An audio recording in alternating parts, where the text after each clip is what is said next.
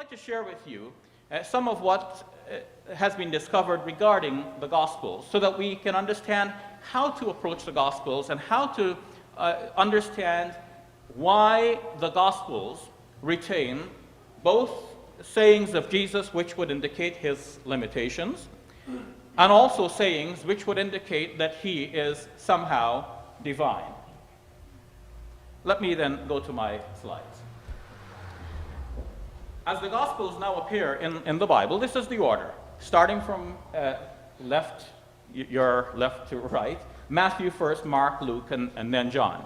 However, scholars generally today believe that Mark was the first of the four Gospels to be written. And hence, this would be roughly the order: Mark first, Matthew and Luke somewhere in between, and finally John. One of the scholars who has contributed to this conclusion, or rather has accepted the conclusion, and is undoubtedly a conservative scholar. Let me check with James. Is Richard Balcom a conservative scholar? Somewhere there. Is F.F. Bruce a conservative scholar? Oh, by the way, since he is a conservative scholar, I'd like to present to you New Testament history by F.F. Bruce. Thank you very much. You're welcome. One of my textbooks. Now, both Richard Balcom and F.F. Bruce hold to the idea that Mark was first and John last. Now, this is a very important conclusion, and we'll see where it heads. The dating I've given here for Mark's Gospel is 65 to 75, and that corresponds to the specific dating that has been given by Richard Balcom. Well, I said specific, but obviously it is a range because there is a certain amount of subjectivity involved in trying to determine the precise dates. According to F.F. Bruce, a few years earlier than this, because he said the middle of the middle 60s, and so it could be somewhere in close to that, but not to the 75 number. John's Gospel in the last decade of the first century, so anywhere from 90 to 100, and this seems to be what F.F. Bruce says repeatedly, that John wrote towards the close of the first century. Now, what else do these scholars tell us? So Matthew and Luke are somewhere in between, but it is important to notice also that the scholars believe that Mark was a source used by Matthew and Luke in the composition of their own Gospels. Now, that's natural. If somebody has written a Gospel, you're going to write another one. Why start from scratch? You use the existing document, and you write it according to the way you know the facts to be, or to bring out the message you would like to bring out. So Matthew and Luke did this. But, as noted by F.F. Bruce, Matthew and Luke sometimes made improvements to Mark's Gospel. Now, he didn't spell out what all of the improvements are, but the improvements are, I believe, very important, and we should take cognizance of what they are. For example, there are improvements which show that in Mark's Gospel, somebody addressed Jesus as Rabbi, such as in Mark chapter 9, verse 5, but then in Matthew's Gospel, in the same incident, you can compare them side by side. You go from Mark to Matthew, the same incident, the person referred to Jesus as Lord. So in Mark 9:5, Peter said to Jesus, "Rabbi, it is good for us to be here." In Matthew 17:4, Peter said to Jesus, "Lord, it is good for us to be here." So in the one gospel, he's called Rabbi, the earlier one. In the later gospel, he's called Lord. So there is a significant improvement here from a Christian point of view. Second, there are improvements in which we find in the later gospel that Jesus describes himself as Lord. For example, in Mark chapter 13, verse 35, "Therefore, keep awake, for you do not know when the master of the house will come." Compare that with Matthew chapter 24, verse 42. "Keep awake, therefore, for you do not know on what day your Lord is coming."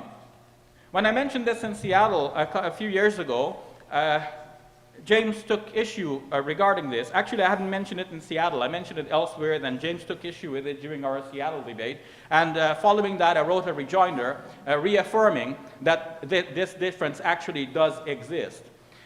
Third, there are improvements in which the later gospel calls Jesus the Son of God. For example, Mark chapter 8, verse 29, Peter answered him, "You are the Messiah." But compare that with Matthew chapter 16, verse 16. Simon Peter answered, "You are the Messiah, Son of the living God."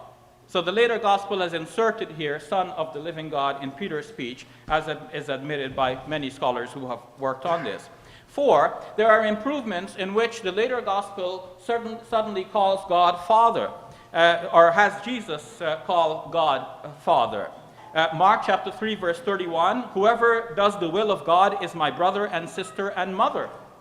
Matthew chapter 12, verse 46 improves that by saying that Jesus said, "For whoever does the will of my Father in heaven is my brother and sister and mother." So it was God in the earlier gospel, was Father in the later gospel. 5, there are improvements so as to have people pray to Jesus.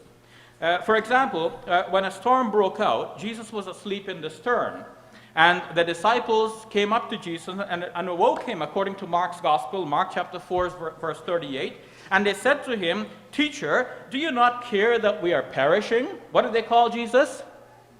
Teacher. Again, "Teacher, do you not care that we are perishing?" In Matthew chapter 8, verse 25, same incident, they approached Jesus and they said, "Lord, save us, we are perishing." What did they call him this time? Lord. It's the same incident, just the later gospel. The situation has been changed, or the wording has been changed.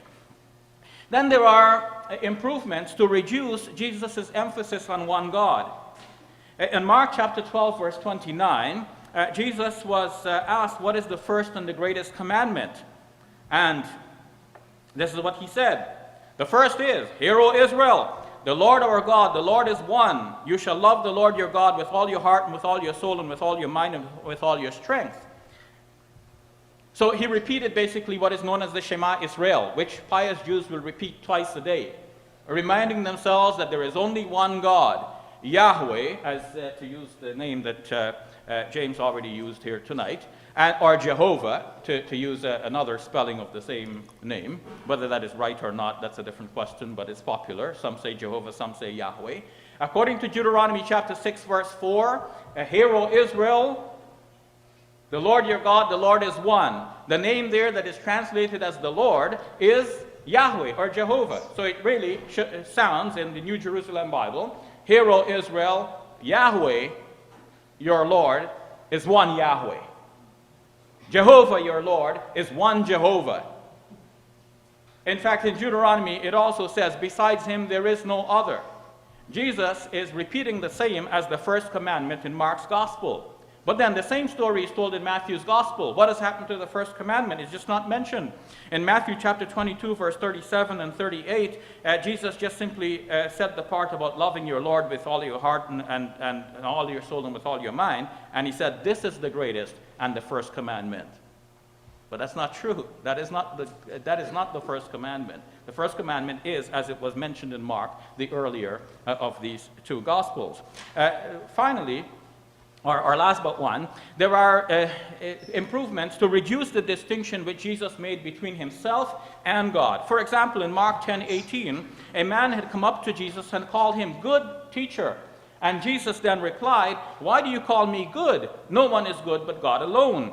But in Matthew 19:17, the same incident is there, and the man approached Jesus and asked him, what good deed must I do? I have to start over. See, in Mark's gospel, the man comes up to Jesus and says, "Good teacher." But in Matthew's gospel, the man comes up to Jesus and says, "Teacher, what good 3 deed?" minutes. So, whereas in Mark's gospel, he calls Jesus good, so then Jesus replies, "Why do you call me good?" In Matthew's gospel, he only asks about what is good, and so Jesus says, "Why do you ask me about what is good?" So Jesus does not repudiate the title in Matthew's gospel. According to James Dunn, Matthew here has modified not only the response, but in order to get the modified response, he also modified the man's question. Finally, there are improvements to cover the human limitations of Jesus.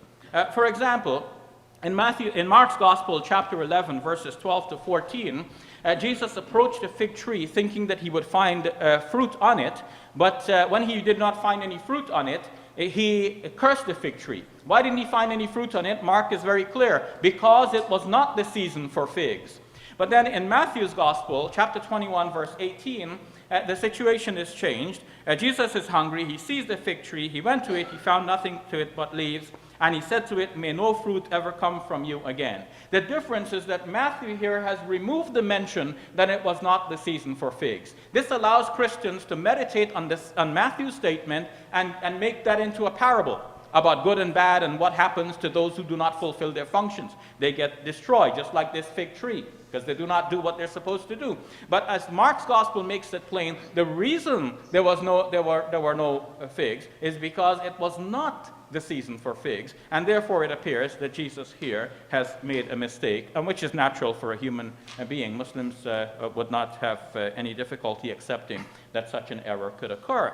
Finally, in the minute that I have remaining, when we go to John's Gospel, we see that in John's Gospel, the situation has improved even further. Now, we go apart from these three Gospels to John's Gospel, and we notice that now Jesus, suddenly, the whole thing is rewritten. So whereas, in fact, in Mark's Gospel, you will find, for example, that Jesus is praying in the Garden of Gethsemane, indicating that he has a will different from that of the Father, but nevertheless he submits his will. In John's Gospel, we're told that Jesus wouldn't pray like that. In John 13, when Jesus enters Jerusalem, or when he approaches Jerusalem, he says, "Now my soul is troubled, and what shall I say? Father, save me from this hour? No, it is for this very reason that I came to this hour." So this is a very different presentation in John's Gospel. John doesn't have the Garden of Gethsemane prayer in which Jesus says, "Save me from this hour." In John, Jesus wouldn't pray like that. In the other Gospels, Judas Iscariot is necessary for surrendering Jesus to the authorities. But in John's Gospel, John has Jesus handing himself over to the authorities. They do not dare arrest him, just his voice blows them over. Right from the very beginning in the Gospel according to John, John the Baptist declares that Jesus is the Lamb of God who takes away the sin of the world. So we have here a developing Christology over time. Why did the early Christians think that Jesus is God? It's because largely John's Gospel and this development over time. Thank you very much.